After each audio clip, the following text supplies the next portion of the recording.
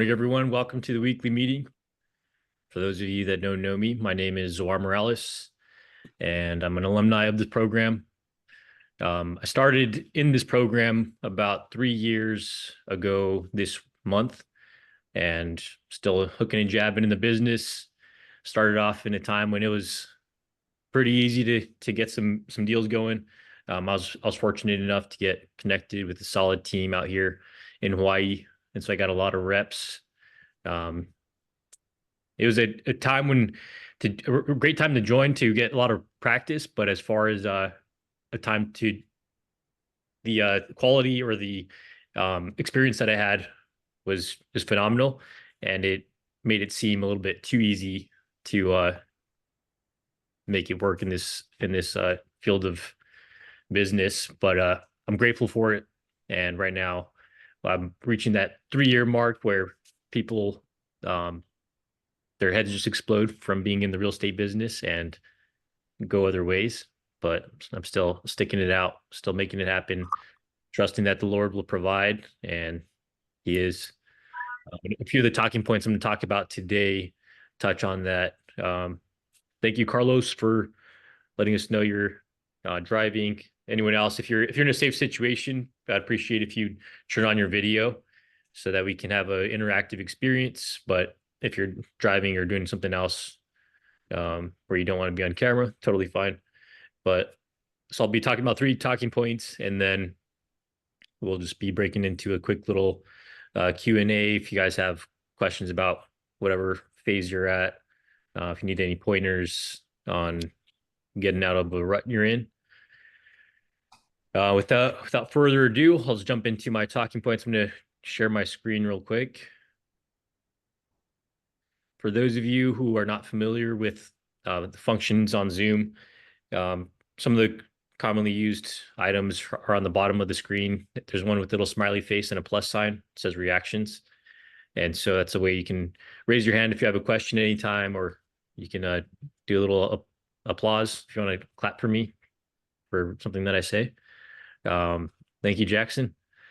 And but I also bring this up because if you I recommend finding some like 5, 10 minutes a day just to mess around with this software or whatever other meeting software you have, because as a realtor, you'll be doing a lot of your interactions with clients over Zoom.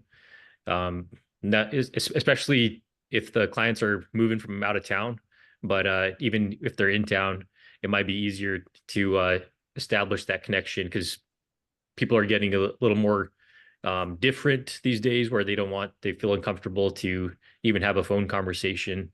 But if you want to establish that rapport with a person and establish that connection, maybe start off with that phone conversation, just a quick little intro. Hey, who are you? Who am I?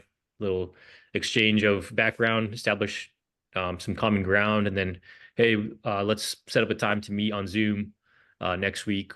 And then you meet on Zoom, we establish a little more connection, and then, hey, let's go grab a coffee, or let's go check out some homes together, whatever it is.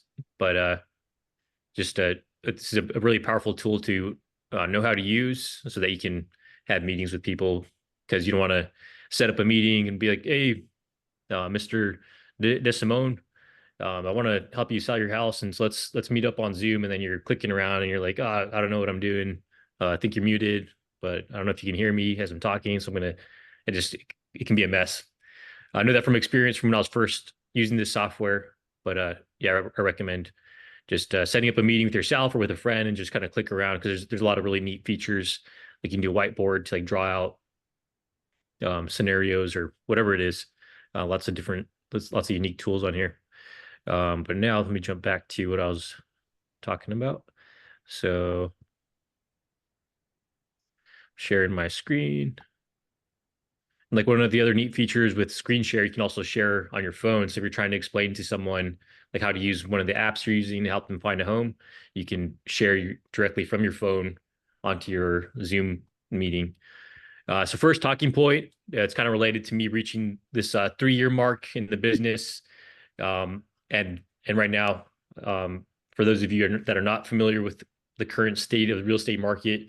Things have kind of slowed down because interest rates continue to stay high, and so now I'm kind of reaching this point where business is slowing down a good amount, and it's a little bit scary because like some other things that I have going on as far as my real estate investing. So we already own this condo that we're living in right now. Bought it back in March of 2020, got it for 850. If we wanted to sell it right now, it would probably sell for around 1,050,000, so about 200K appreciation over 4 years. But we're planning on holding on to it because we have a 2.99% conventional loan on it. So I bought it with a VA loan, refinanced it into a conventional loan.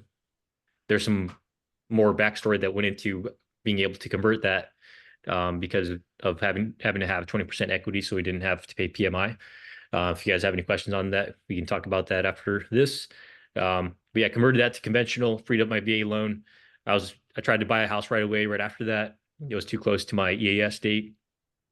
Ended up having to wait the 2 years after getting out of the military and working as a realtor, so we get two full tax returns as realtors, and then rushed to get our taxes done back in February. Bought this house over in Kaneohe, about 15 minutes from where this condo is. Um, it's been a great learning experience overall. Needed a lot of work, a lot of termite damage repair, new roof. Landscaping is still in progress.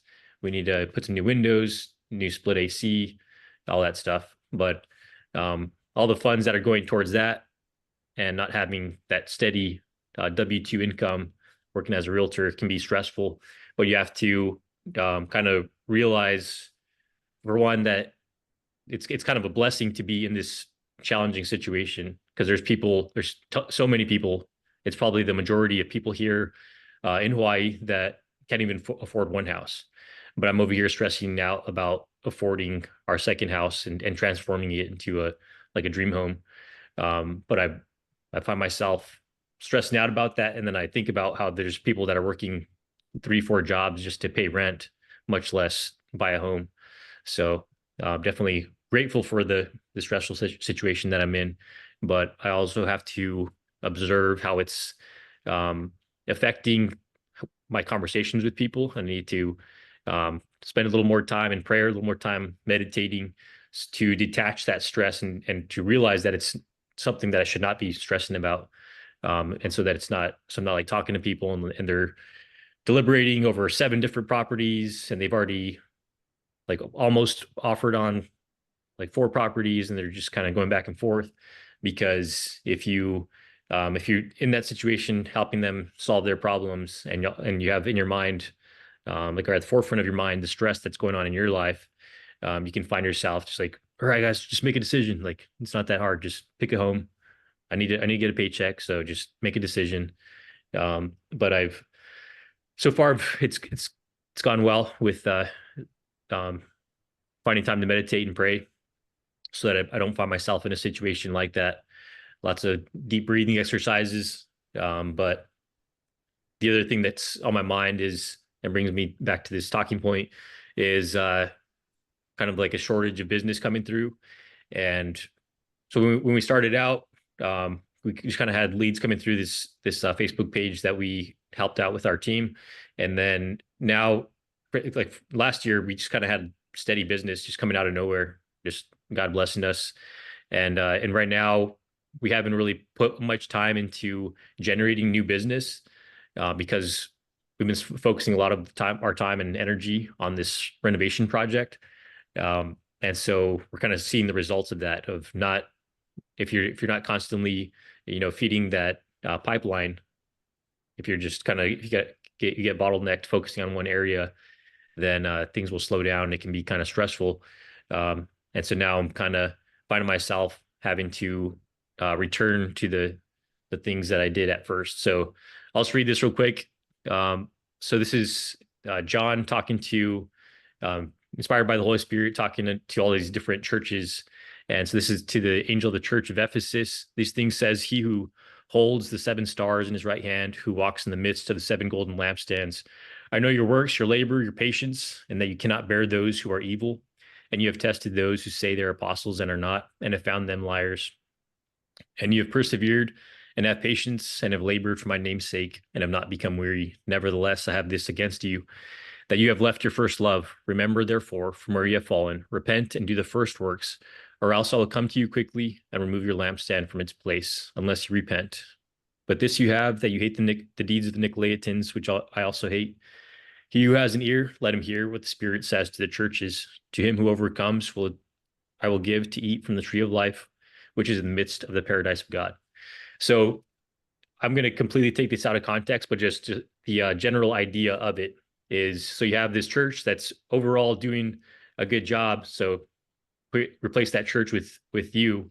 And when you're first starting out in the business, you're hungry, you're doing whatever you can, and things start going well, and then after a little while start fading off. That's kind of what's kind of what I'm experiencing right now.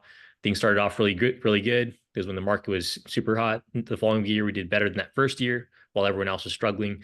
And now in this third year, we're kind of like, holy crap, it's getting a little bit anxietous, or whatever the word would be, just little bit extra stressful right now, because we don't have like a steady, comfortable income. We don't have a lot of business pouring in.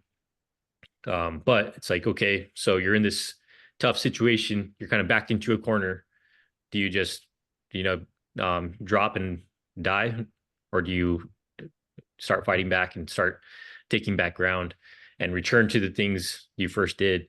And so when I talk with um, folks that are just getting into the real estate business, I always harp on, there's so many different apps, so many different programs, training plans, all these different things that people talk about that you need to be doing. But if you just focus on what generates business, what like is going to bring in income, which is people helping people buy and sell homes, then you're going to be all right. But if you focus too much time on making your website perfect and everything else, all these other technology things that are out there, all these shiny objects, then you'll find yourself a month or two into the business and you're like, holy crap, I don't have a single client and I've already spent $5,000 on becoming a realtor. I don't know if this is for me. And so now I'm finding myself, kind of reminding myself of that advice that I give to everyone, where I just need to be talking to people.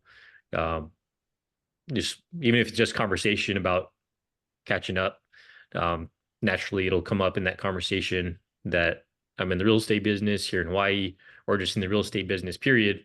And so people will ask me questions about um, my recommendation on if they should refinance now or later, or when they can do a ERL, interest rate reduction loan. So all those questions will come in, and then it just kind of spreads out that I'm in this business. I'm somebody that people can reach out to for help on that stuff, and then eventually business will start coming in. And I have seen that happen, like randomly. Somebody will be like, "Oh, I saw a post you made about how it's a good time to buy, or how if you wait, properties values are just going to double." And somebody will reach out and be like, "Oh, hey, saw your post, and I wanted to connect you with my friend so and so that's heading your way to buy a house." Um, and then it comes time to set up that meeting, reach out to them, talk to those people, instead of focusing on just doing technology stuff. So that's that talking point. Return to the first. So kind of go back to those grassroots. So take like a mental note of the place you're at right now. Transitioning from the military into this new lifestyle, new business, and um, I recommend keeping a notebook and just kind of writing down your thoughts right now, and the goals you have, the vision you have for your lifestyle, for your future, all that stuff, and the mindset you're at right now, where it's all or nothing. You're ready to get after it, so that a couple years from now, when you're doing well, and um, you know you're really experiencing the benefits of being your own boss and all that, and then maybe things start to dwindle a little bit, you'll remember, a couple years ago, I was just starting out, and I was hungry, and I was doing, so many calls a day and reaching out to all these people. I need to get back to doing that in order to keep the business going. So there's that. Another talking point I have is so about 2 months ago, hired a social media manager. I was a little bit nervous about that to get that started because it's about $450 a week, so $1,800 a month, and um, yeah, I've been putting it off for the longest time, and I was um, thinking it was too expensive, may not be worth it. I could just do it myself, all that stuff. But um, not just for social media managers, but other things in general, you need to figure out like what your time is worth, like how much um, you can use it right now based off of your military income, or you can calculate it based off of what you plan on making in your first year in the business, and you can figure out what your hourly wage is so that you can decide if certain things are worth it for you to do. So for me, it takes me like 2 hours to make like a 1 minute video. And so if my time is worth even $20 an hour, this $15 an hour social media manager, it's worth it to hire this person. And it already did prove to be worth it because within that first week, she posted some little blurb about real estate investing, and it's kind of funny because it was actually what she posted was a little bit of a mistake. Like I needed to refine it a little bit. I needed to make sure my license number, all that stuff. So I ended up having to take it down like an hour after she posted it. But within that hour that she posted it, one of my friends tagged her friend on that post as like, "Hey, here's my realtor friend in Hawaii. I know you're heading that way." And now um, we have her in escrow. So her family's buying a property for 870. So that's going to be a good sized paycheck, and it'll make having a social media manager worth it for at least a year. So there's that. If there's things, so lesson from this little talking point is um, take a look at what things you're doing. If you're wasting a lot of time doing things that you could hire somebody else to do, then yeah, do the calculation and take the action to do it because it's going to free up more time for you, not just time but energy. Because you're not operating at peak performance 12, 16 hours a day. It's probably like closer to like 4, maybe 5 if you're really lining up the caffeine and all that stuff and just writing your post workout, all that. Um, and so if you can have that peak focus time doing the like high dollar activities, then you'll be in a much better place. But if you're folding laundry during that window when you're firing on all cylinders, then you're gonna burn a lot of valuable time that could be spent on generating new business. Um, and I already kind of talked on this last point about relativity. So whatever I was just as I was walking my dog this morning, I was just thinking how, again, like going back to the stressful situation thing, like I'm stressed out about the the financial situation that we're in because um we've never really been like living off credit cards or anything like that, and we more than likely won't. But just the idea of possibly going that route is stressful for us. But it's all relative. There's people that all they've ever known is living off debt and filing for bankruptcy every 7 years and all that stuff.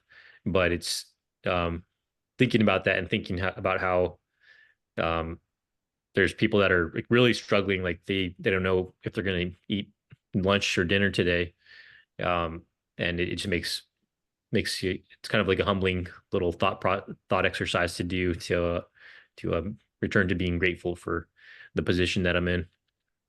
And same thing for you guys. Like whatever position you're in, it could always be worse. Like the fact that you have a computer or a phone to be on this Zoom meeting right now tells you that you're doing better than most. And it's not something to be like proud and pompous and about or anything like that. It's just to be grateful to have make like a little gratitude journal, write down things that are going good for you, that you have a roof over your head, that you have a bed to sleep on, you have food to eat, all that stuff. Because there's so many people out there right now that are struggling. Just in the island next door to us, there's still thousands of people that are homeless over on Maui because their entire city got burned to the ground. And so yeah, just grateful for where I'm at. That's enough for me blabbering. Got about another 10 minutes. What questions you guys have on any of the stuff that I talked about or just in general?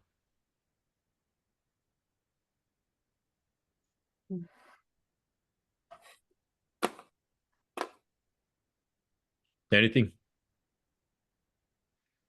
Mhm. Aiden, you look like a new face. How long have you been in the program? Hey, sorry, coming off mute. About a month. I'm still unlicensed, but I'm moving to Florida later this month, so I'm waiting to take the examination and everything once I get there. So looking forward to it. Okay, sweet. Have you already Yeah, looked into the licensing process there? yeah. I'm doing the pre-licensing course online and everything Yeah. already. So yeah, going through that. But the reason I ask is like the fingerprints, there's some other things that I've heard people. Is there anyone else in here that's Florida? I'm going to Oh, Florida oh yeah. um here soon. And but they're accepting your North Carolina license, right? Yeah, I actually got licensed in North Carolina and then I just kind of transferred it to Florida without Okay. having the state test. Okay. Um, he- did they require you to do like fingerprints and background check and all Yeah. that for hmm Florida? Yep, they did. Was that a lengthy process? I went Okay. onto a website. There was a station here that does, I guess, the national checks or whatever. And I went and did that. And maybe 2 days after that, they were like, approved. So it wasn't Okay. bad at all. Nice. Mhm. I guess they got their system set up. Because there were some people that got licensed directly to Florida, and Mhm. because it's like like the hours that are required, and then like there was something with getting approval from the state itself, not just like the test. Mhm. That took a long time, but maybe their systems got better. Sounds good. What about you, Sydney?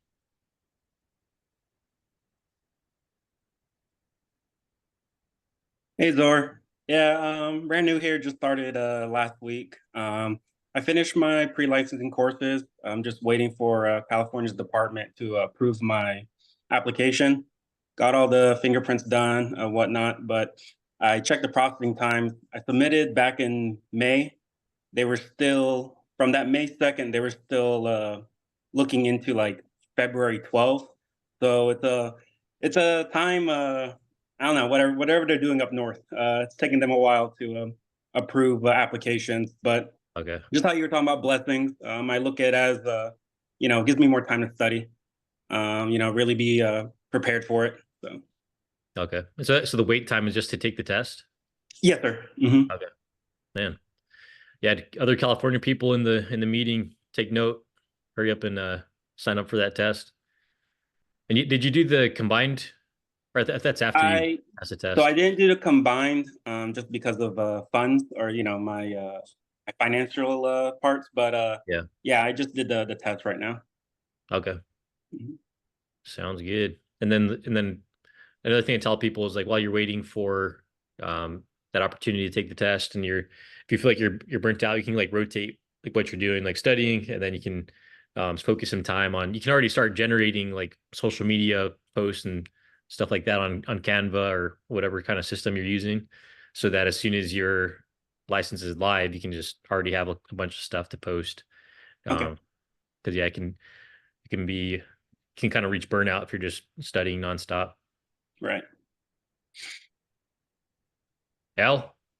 Hey guys, Al DeSimone here. It's the first week of the Skill Bridge program, so glad to be here. I'm just started working on my pre-licensure course online, and then starting to navigate the Skill Bridge program and navigate Zoom and all that sort of stuff. So haven't really ever had to do this sort of stuff in the military. So it's all new to me, but exciting at the same time. So appreciate you guys having me on. So Yeah.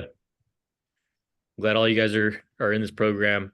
Um, just imagine if you didn't have this time to like figure things out, and you just went straight from military comfy paycheck to um, you'd probably have to do a part-time job for one, or like get some other job to keep paying the bills while you're getting licensed and all that stuff, doing the courses and then getting your business started. And so it could be pretty challenging to try to do that without this program. So I'm definitely grateful for the opportunity that I had in it, especially out here in Hawaii where things are really expensive. I'm sure it'll be similar in areas like Florida and California. Um, so yeah, it's definitely a blessing to be in this program. What's new with you, Melinda? Um, Not much. I'm almost done with the skill bridge portion. And I did go into Canvas and start trying to make social media posts. So like right before I get to Florida, I can start posting stuff daily. Is there any particular site where you pull like real estate facts from, or you just Google different topics and randomly put stuff together? So a really easy one is ChatGPT. I don't know if you Mm-hmm. guys have messed with that at all. Yeah. Um, but I'll just give you an example right here. So what are or list the top 5 things to know when moving to Florida? This is a free service. I guess you just have to make an account. Okay. Moving to Florida, and so you can make a social media post, and you can even do like a post for each of these items. Like, here's one thing to know when you're moving to Florida: climate and weather. And you can just put like a picture. If you want to Mm-hmm. make it funny, if you want to make it serious, like whatever your style is, boom, you already Yeah. have 5 ideas for social media posts in a matter of seconds. Yeah, they're really simplified. Yeah. A lot. Hmm. Mhm. Yeah. So there's ChatGPT. There's a few other AI things out there. You can also just Google Mhm. um, that type of question. And then as far as like the images, there's so many different ways of doing that. I saw something on TikTok yesterday about like using Google Maps where you can get like basically make your own drone footage using Google Maps, like it's in 3D Wow. mode, kind of like tell the you like do a screen record or something. I need to go back and watch that again. But you can make these awesome videos um, from just sitting in your living room or at a cafe instead of having to spend $2,000 for a drone and all this other editing software and everything. You can just do it all for free. Oh, that's amazing. Yep. All righty. That's all I've got for today. So stick around for a few more minutes if you want to stay around and ask me some questions. But appreciate everyone coming out. Aloha. Thanks, Zor.